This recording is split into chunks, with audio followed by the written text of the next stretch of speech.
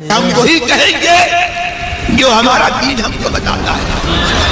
عمل کرو تو تمہارا بھلا ہے، نہیں کوئی عمل کرے تو نقصان ہمارا نہیں ہے اسی کا. محترم حضرات، یہ بڑی سعادت کی بات ہے کہ آج ہم اور آپ اس نوری جامع مسجد میں حاضر آئے. اللہ اور اس کے رسول صلی اللہ تعالی علیہ وآلہ وسلم کا ذکر کرنے کے لیے اور سننے کے لیے. آج کی یہ محفل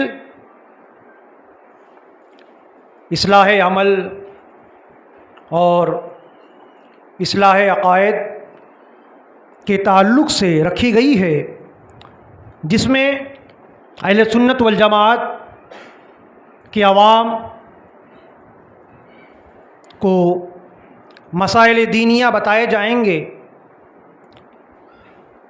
احکام شرعیہ کے بارے میں بتایا جائے گا، جو ضروریات زندگی ہیں اس کے تعلق سے آپ ہی کے مسجد کے خطیب و امام جامع معقولات و منقولات خلیفہ حضور قائد ملت و حضور محمود العلماء حضرت علامہ مولانا مفتی عدنان اختر امجدی صاحب قبلہ مدظ اللہ النورانی نے اس شاندار محفل کا انعقاد کیا، اور ہم اور آپ دیکھ رہے ہیں کہ ہماری نگاہوں کے سامنے نبیر صدر الشریعہ خلیفہ حضور تاج الشریعہ قاطع نجدیت و وہابیت و شیعیت حضرت علامہ مولانا مفتی فہیم القادری صاحب قبلہ امجدی مدظ اللہ نورانی بھی تشریف فرما ہیں.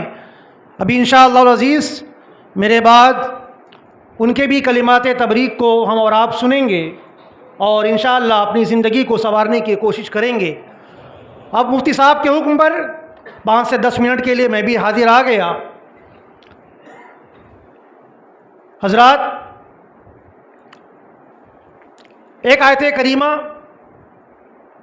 کہ جس کو اللہ تبارک و تعالیٰ نے قرآن میں ارشاد فرمایا، یا ایھا الذین آمنوا اتقوا اللہ وکونوا مع الصادقین، اے ایمان والو اللہ سے ڈرو اور سچوں کے ساتھ ہو جاؤ. اللہ تبارک و تعالیٰ مومنوں کو خطاب کر فرما رہا ہے. اللہ تبارک و تعالیٰ مومنوں سے ارشاد فرما رہا ہے، اے لوگو ایمان لے آؤ اور عمل صالح کرو اور سچوں کے ساتھ ہو جاؤ. حضرات محترم، پہلی 2 باتیں جن پر ہمیں اور آپ کو توجہ دینی ہے، ایک ہے ایمان، ایک ہے عمل صالح. یہ دونوں چیزیں اتنی اہمیت رکھتی ہیں کہ اگر ان 2 چیزوں کو اگر کسی انسان نے حاصل کر لیا تو اب کسی تیسرے کی ضرورت نہیں ہے. یعنی کہ ایمان جس کے پاس ہے، ایمان کے ساتھ عمل صالح بھی ہے، تو جنت اگر حاصل ہوگی تو ایمان اور عمل کے ساتھ حاصل ہوگی. جہنم سے اگر چھٹکارا ملے گا تو ایمان اور عمل کے ذریعے سے ملے گا. کوئی یہ چاہے کہ اگر صرف ایمان لے آئے عمل صالح نہ کرے تو کل قیامت کے میدان میں اسے عمل صالح کے بارے میں جواب دینا پڑے گا. کوئی اگر لاکھ سجدے پہ سجدہ کرتا رہ جائے، کوئی اگر روزے پہ روزہ رکھتا رہ جائے، کوئی اگر یہ چاہے کہ قرآن کی تلاوت کرتا رہ جائے، لیکن اگر اس کا دل نور ایمان سے خالی ہے تو اس کے تمام اعمال اکارت کر دیے جائیں گے. کوئی بھی عمل خیر اس کا قبول نہیں کیا جائے گا. اللہ تبارک و تعالی ارشاد فرماتا ہے، یا ایھا الذین آمنوا اتقوا اللہ وکونوا مع الصادقین، اے ایمان والو اللہ سے ڈرو اور سچوں کے ساتھ ہو جاؤ. حضرات محترم، کامیابی حاصل کرنے کے لیے ایمان اور عمل صالح 2 چیزیں ضروری تھی. کامیابی پانے کے لیے ایمان اور عمل صالح ضروری تھا. تو پھر کیا ضرورت پیش آئی کہ اللہ تبارک و تعالیٰ نے سچوں کا دامن تھامنے کے لیے کہا کہ اے لوگو ایمان بھی لے آؤ، عمل صالح بھی کرو، لیکن سچوں کا دامن تھام لو.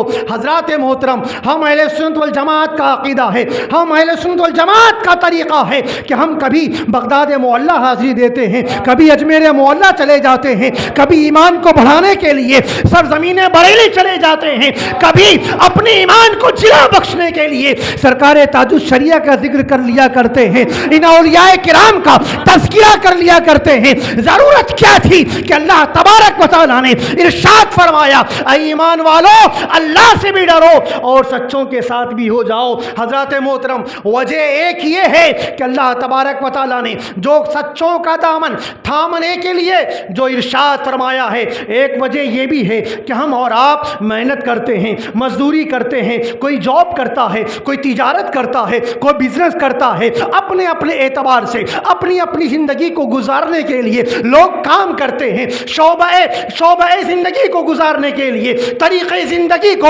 اچھے سے گزارنے کے لیے انسان کام کرتا ہے، محنت مزدوری کرتا ہے۔ محنت مزدوری کے بعد جو اسے پیسہ ملتا ہے، جو روپے ملتے ہیں، جو کچھ ملتا ہے وہ لا کر کیا گھر میں پھینک دیتا ہے؟ کیا گھر میں یوں ہی ڈال دیتا ہے؟ نہیں۔ کیوں؟ کیونکہ ہم نے بڑی محنت سے کمایا ہے، بڑی محنت سے اسے حاصل کیا ہے۔ ہم اور آپ جب پیسہ کما کر لاتے ہیں تو گھر میں یوں ہی نہیں ڈال دیا کرتے، بلکہ اس کو سیکیور کیا جاتا ہے، اس کی حفاظت کی جاتی ہے، اسے الماری میں رکھا جاتا ہے، اسے تجوری میں رکھا جاتا ہے۔ کیوں رکھا جاتا ہے؟ اس لیے رکھا جاتا ہے کہ یہ مال ہے، آ بھی سکتا ہے اور جا بھی سکتا ہے، تو اس کی حفاظت کے لیے تجوری کی ضرورت پڑتی ہے، اس کی حفاظت کے لیے ہمیں الماری کی ضرورت پڑتی ہے۔ تو جس طرح مال آتا اور جاتا ہے اس کی حفاظت کے لیے تجوری کی ضرورت ہے، اسی اعتبار سے ایمان آتا بھی ہے، ایمان جاتا بھی ہے، اور اسی ایمان کی حفاظت کے لیے اللہ تبارک و تعالیٰ نے ارشاد فرمایا وَكُونُوا مَعَ الصَّادِقِينَ، سچوں کا دامن تھام لو۔ نعرہ تکبیر، نعرہ رسالت، مسلک اعلی حضرت، عشق و محبت، عشق و محبت۔ اسی ایمان کو بچانے کے لیے اللہ تبارک و تعالیٰ نے ارشاد فرمایا ہے اے ایمان والو اللہ سے بھی ڈرو اور اپنے ایمان کی حفاظت کے لیے سچوں کا دامن تھام لو۔ تبھی تو ہم کہتے ہیں سنانے اپنی بربادی کے افسانے کہاں جاتے، تیرا در چھوڑ کر خواجہ یہ دیوانے کہاں جاتے، ہم اپنی الجھنیں اوروں میں سلجھانے کہاں جاتے، اور ہم یہ بارگاہ خواجہ میں یہ بھی عرض کرتے ہیں کہ جبینوں پر نہ ہوتا نقش گر اس آستانے کا غلامان معی محشر میں پہچانے کہاں جاتے، غلامان معی محشر میں پہچانے کہاں جاتے، اور در خواجہ پہ بگڑی قسمتیں بنتی ہیں اے عرشی ہم اپنا لوح پیشانی بدلوانے کہاں جاتے۔ بس میں اپنی گفتگو کو یہیں ختم کرتا ہوں۔ وما علینا الا البلاغ۔